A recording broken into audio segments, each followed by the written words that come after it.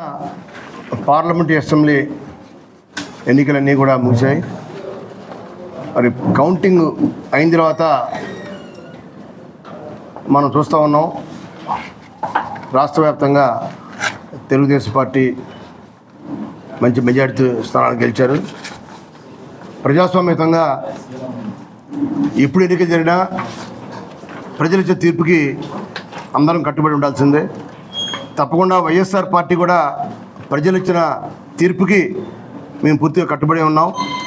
ఇవాళ ఎన్టీఆర్ జిల్లా జగ్గయ్యపేట నియోజకవర్గంలో కూడా తెలుగుదేశం పార్టీ ఇక్కడ గెలవడం జరిగింది. గెలిచిన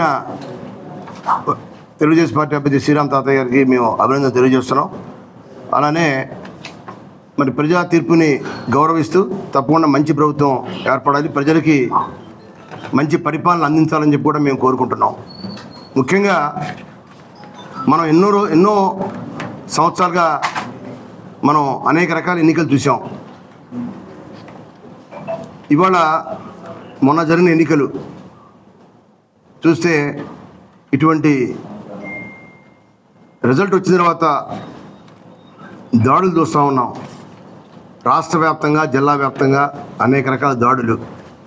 మేము కూడా గెలిచాం 2019లో జగ్గయ్యపేట నియోజకవర్గంలో వైఎస్ఆర్సీపీ గెలిచిన తర్వాత 2019లో ఇదే జగ్గయ్యపేట నియోజకవర్గంలో ఎక్కడా ఎవరి మీద దాడి చేయలేదు.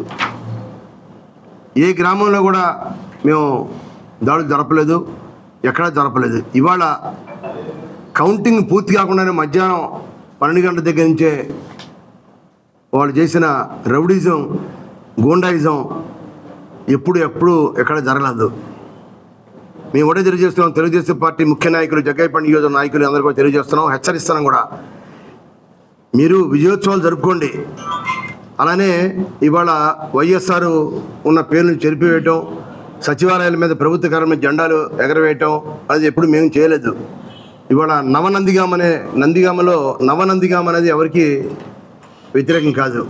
దాన్ని కూడా గుణపం పెట్టి పొడి చేసి వైఎస్ఆర్ విగ్రహం మీద ఉన్న రాళ్ళను కూడా పీకేశారు. అది జగ్గయ్యపేట కాన్స్టిట్యున్సీలో కూడా అనేక రకాల విధ్వంసకాండలు చేస్తూ ఉన్నారు, దాడులు చేస్తూ ఉన్నారు, జెండా దిమ్మెల్ని పగలగొట్టేస్తూ ఉన్నారు. అలానే జిల్లా చూస్తే కొడాలి నాని మాజీ మంత్రి అతని ఇంటి మీద దాడి చేయటం, పేరు నాని ఇంటి మీద దాడి చేయటం, విజయవాడలో ఉన్న వంశీ ఇంటి మీద దాడి చేయటం, ఇటువంటి వికృత శాస్త్రాలు ఇంకా ఎన్ని రోజులు చేస్తే మాత్రం తిరగబడతాం.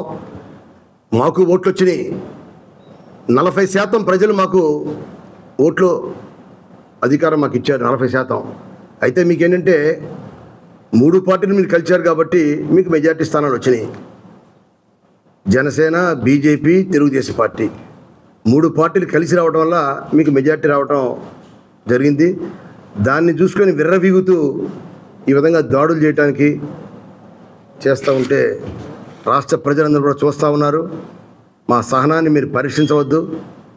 తప్పకుండా మేము తిరుగుబాటు చేస్తే మీరు ఎవరు కూడా ఇళ్లలో ఉండరు.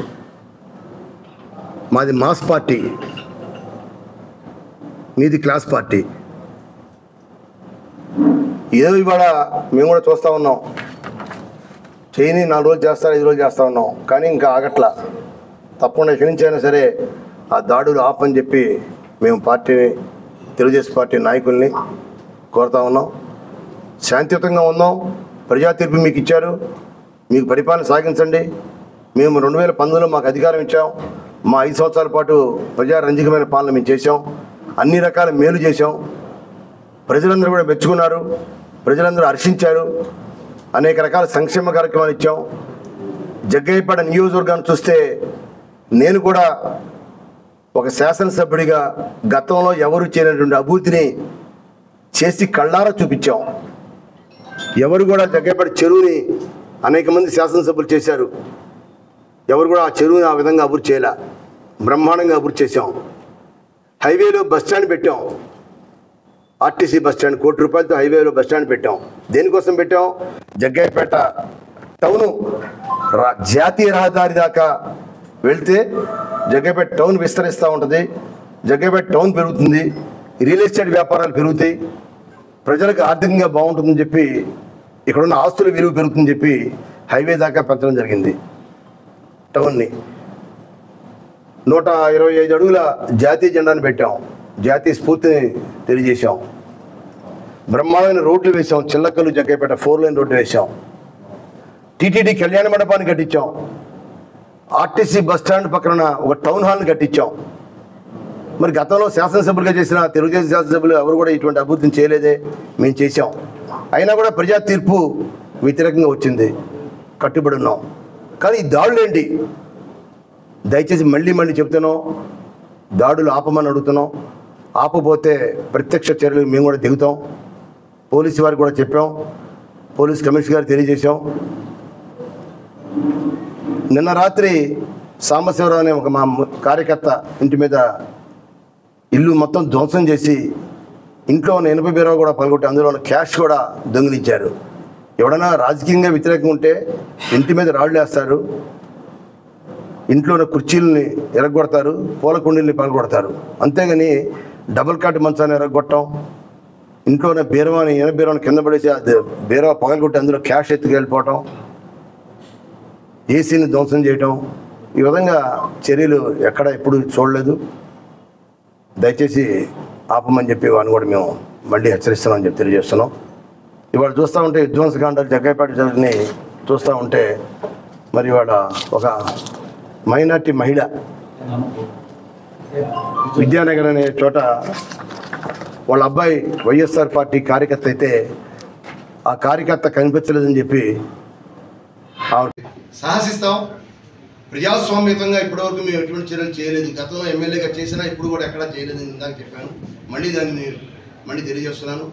దయచేసి చెప్తున్నాను, ఈ రోజు నుంచి ఇవాళ తారీఖు 10వ తారీఖు, ఈ 10వ తారీఖు నుండి ఏ గ్రామంలో అయినా సరే, ఎక్కడ జగ్గైపేట కాన్స్టిట్యున్సీలో ఏ టౌన్లో అయినా సరే, ఎక్కడైనా సరే మళ్ళీ గొడవలు దొరికితే మాత్రం రేపు 10వ తారీఖు నుండి మేము కూడా దానికి ప్రతీకార చర్య ఉంటుందని చెప్పి తెలియజేస్తున్నాం. కాబట్టి దయచేసి వైఎస్ఆర్ పార్టీ నాయకులు కానీ కార్యకర్తలు కానీ ఎక్కడ కూడా మీరు సహనం కోల్పోవద్దు. మేమే పిలిపిస్తాం. ఒక నాయకుడిగా, ఒక శాసనసభ్యుడిగా పనిచేసిన నేనే పిలిపిస్తాను. మళ్ళీ మనం సమావేశం వేస్తాం కొద్ది రోజుల్లో. ఈ విధ్వంసకాండ రేపు వాళ్ళ 10వ తారీఖు నుండి ఆగకపోతే పోలీస్ కమిషనర్ గారు కూడా తెలియజేస్తాను. ప్రతిరోజు జరుగుతూ ఉన్నాయి, ఇవన్నీ ఆపాలి. మీరు పోలీస్ డిపార్ట్మెంట్గా కఠినమైన చర్యలు తీసుకోవట్లా. ఏదో కేసు పెడుతున్నారు, 41 నోటీస్ ఇస్తున్నారు, బెయిల్ మీద బయటకు వస్తున్నారు, మళ్ళీ తిరిగి అదే వ్యక్తులు మళ్ళీ దాడి చేస్తూ ఉన్నారు. కాబట్టి కఠినమైన చర్యలు తీసుకోవాలని చెప్పి పోలీస్ డిపార్ట్మెంట్ కూడా నేను కోరుతున్నాను. కాబట్టి అలానే ఇవాళ వైఎస్ఆర్సీపీ గెలుపు కోసం పనిచేసిన ప్రతి కార్యకర్తకి, నాయకుడికి నేను హృదయపూర్వకంగా వారికి ధన్యవాదాలు, కృతజ్ఞతలు తెలియజేస్తున్నాను. ఎవరు కూడా నిరుత్సాహపడ పని లేదు. మనకు కూడా 40% ఓట్లు వచ్చినాయి. ప్రజలు కూడా మన వెంట ఉన్నారు. ప్రజలు కూడా మనకు మంచి బలాన్ని ఇచ్చారు. అయితే 3 పార్టీలు కలవటం వల్ల వారికి బలం ఎక్కువైంది, మెజార్టీ స్థానాలు ఎక్కువ వచ్చినాయి. అయినా కూడా తప్పకుండా 2019లో మనం గెలిచాం, 2024లో వాళ్ళు గెలిచారు, మళ్ళీ 29 వస్తుంది, మళ్ళీ మనం లెగుస్తాం, మళ్ళీ మనకి పరిపాలన చేతికిస్తారు ప్రజలు. కాబట్టి తప్పకుండా ప్రజలందరూ కూడా, కార్యకర్తలందరూ కూడా ప్రజలకు దగ్గరగా ఉంటూ ప్రజాసేవలో మళ్ళీ మనం చేద్దాం. ప్రజాస్వామ్యంగా మనం పనిచేద్దాం. ప్రజల మెప్పు కోసం కృషి చేద్దాం. మళ్ళీ తిరిగి 29 ఎన్నికలకి మనం సంసిద్ధంగా ఉండాలి. రేపు జరగబోయే స్థానిక ఎన్నికలు కానీ, సహకార సంఘ ఎన్నికలు కానీ, నీటి సంఘాల ఎన్నికలు కానీ, ఏ ఎన్నికలు వచ్చినా తప్పకుండా మనం కూడా ప్రజాస్వామ్యంగా మనం పనిచేద్దాం, పోటీ చేద్దాం, గెలుద్దాం. ప్రజలు ఇవన్నీ గమనిస్తూనే ఉంటారు. ఏదో కొన్ని అవాంతరాలు, కొన్ని మన పార్టీలు కూడా లోటుపాటు జరిగినాయి. ఇవన్నీ కూడా మనం ఆత్మవిమర్శ చేసుకుందాం. ఎక్కడ లోటుపాటు జరిగినాయి, ఎక్కడ మన ప్రజలు తిరస్కరించారు, ఎందుకు ప్రజలు ఇన్ని సంక్షేమ కార్యక్రమాలు ఇచ్చినా, ఇంత అభివృద్ధి చేసినా మన్ని ఎందుకు తిరస్కరించారన్నది కూడా ఆత్మ పరిశీలన చేసుకుందాం. రాష్ట్ర వ్యాప్తంగా, జిల్లాల వ్యాప్తంగా నియోజకవర్గ వ్యాప్తంగా ఆత్మపరిశీలన చేసుకుంటాం. తప్పకుండా ప్రజల ముందుకు మేము వస్తాం. ప్రజాసేవకు ఎప్పుడు కూడా నిమగ్నమే ఉంటాం. పునరంకితం అవుతాం మళ్ళీ అని చెప్పి తెలియజేస్తూ సెలవు తీసుకున్నాం.